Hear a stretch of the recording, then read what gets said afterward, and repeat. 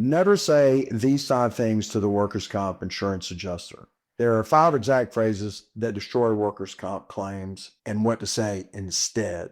The insurance adjuster calls you 2 days after your injury. They sound friendly, concerned even. They'll say, "We just need to get a quick statement so that we can process your claim, get your check started." So you talk. You answer their questions. You think you're helping yourself. And with one single sentence, you just handed them everything they needed to deny your claim or slash your benefits by tens of thousands of dollars.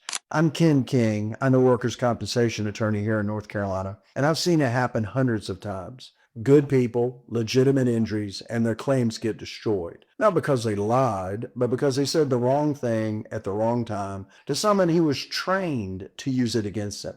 Today, I'm going to tell you the 5 things you should never say to a workers' comp insurance adjuster. And more importantly, I'm going to tell you exactly what to say instead. Stick around for number 5. It's the one that shocks people the most because it sounds like the smartest thing that you could say. How do recorded statements actually work?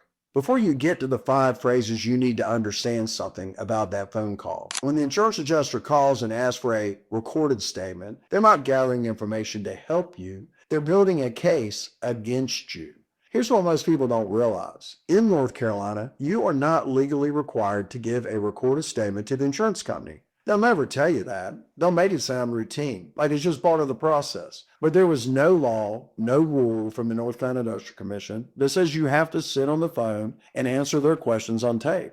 Now, does that mean you should refuse to communicate at all? No.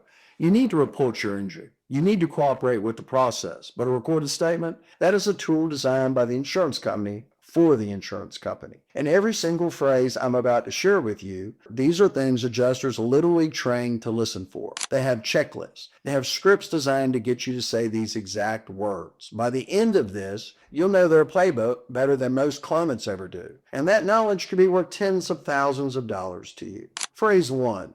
I'm feeling a lot better. This is the most common one, and it's the most natural thing in the world to say. The adjuster calls and asks, "How are you feeling?" And because you were raised to be polite, because nobody wants to be seen as a complainer, you say, "Oh, I'm feeling a lot better, thanks." The adjuster loves hearing this because they're writing it down. And 3 weeks later, when you're still in pain and your doctor recommends an MRI or physical therapy, they'll point to your words and say, "The claimant reported feeling a lot better on this date. Further treatment is not medically necessary." I had a client, a warehouse worker, single mom, hurt her shoulder on the job. She told the adjuster she was doing better because that day happened to be a good day. The insurance company used that one sentence to cut off her physical therapy. She went 6 months without treatment. By the time we got involved, her shoulder had gotten significantly worse. What to say instead? I'm following my doctor's treatment plan, and I read a lot of my medical records speak to my condition. That's it. You're not being rude.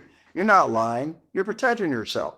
Phrase 2, I've had problems with that body part before. The adjuster might ask something like, "Have you ever had any back problems before this injury?" And if you've ever had so much as a twinge, even 10 years ago, and you mention it, you just gave them their favorite weapon, the pre-existing condition defense. Here's how it works. In North Carolina, workers' comp is supposed to cover injuries that aggravate or worsen a pre-existing condition. That's the law. But in practice, insurance companies use any hint of a prior problem to argue that your current injury isn't work-related at all.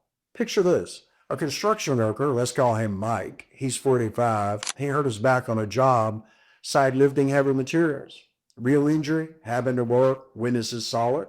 But during his recorded statement, the adjuster asked Mike about prior back issues. And Mike mentions he went to a chiropractor 3 years ago for some stiffness. The insurance company denied the entire claim, arguing his back problems were pre-existing. What to say instead? My doctor is aware of my full medical history and can address any questions about my condition. You're not hiding anything. You're directing medical questions to the medical professionals, the people that are trained where they belong. Phrase number 3. It was partly my fault. This is the one that can completely, and I mean completely, destroy your claim in North Carolina. North Carolina is one of only 4 states in the country that follows pure contributory negligence. In plain English, it means that if you were found to be even 1% at fault for your injury, the insurance company can argue you're entitled to nothing, not reduced benefits, not partial compensation, nothing. Now, in workers' compensation, the standard is different than in a regular personal injury case. Workers' comp is supposed to be no fault. But adjusters absolutely use admissions of fault to build arguments for denial, especially around whether the injury arose out of and in the course of employment. If they can paint you as doing something you shouldn't have been doing, they will. So when the adjuster casually asks, walk me through what happened, do you think there's anything you could have done differently? And you say, well, I probably should have asked for help lifting that, or I guess I wasn't paying close enough attention. You just gave them a recorded admission they can use against you.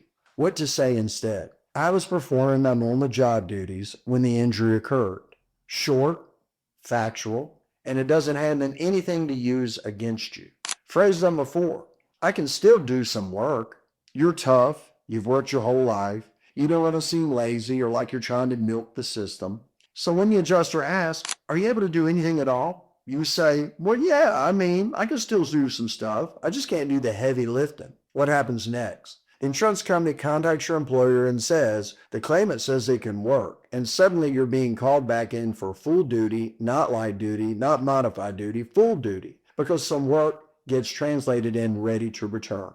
I've seen this happen across the board. You tell the adjuster you can do some work, and the next thing you know, your temporary disability benefits are cut off, and you're being told to report to work or lose your job. What to say instead? My doctor will determine what work I can and cannot do, and I'll follow their restrictions. That keeps the decision where it should be, with your treating physician, not with the insurance adjuster who has every incentive to get you off their books as fast as possible. Phrase number 5, I don't need a lawyer. I just want what's fair. When you say, I don't need a lawyer, you were telling the insurance adjuster, I don't know what my claim is worth, and I don't know my rights, and I will accept whatever you offer me. That was music to their ears. Insurance adjusters handle hundreds of claims. They know exactly which claimants have representation and which ones don't. And the ones without lawyers tend to get low offers and faster settlements, not because the process went smoothly, but because the claimant didn't know they could ask for more. In North Carolina, workers' comp attorneys work on contingency, and the standard fee is 25% approved by the North Carolina Industrial Commission.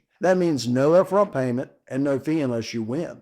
But the bigger issue is what you're signaling. When you tell the adjuster you just want what's fair, you're trusting the insurance company to define what fair means, and their definition of fair and yours are not the same. What to say instead? Say nothing about lawyers. If they ask, respond, I'm exploring all of my options. 4 words, and suddenly the adjuster knows they can't lowball you. Your settlement is the end game. That's the final number, the last chapter of your workers' comp case. But right now, if you're still getting weekly checks, you need to make sure those checks are the right amount, because the formula they use to calculate your weekly pay, well, it's more complicated than you think. And if your average weekly wage was calculated wrong from day one, every single check you've received has been too low, and so will your final settlement. I break down exactly how North Carolina calculates your workers' comp pay in the next video.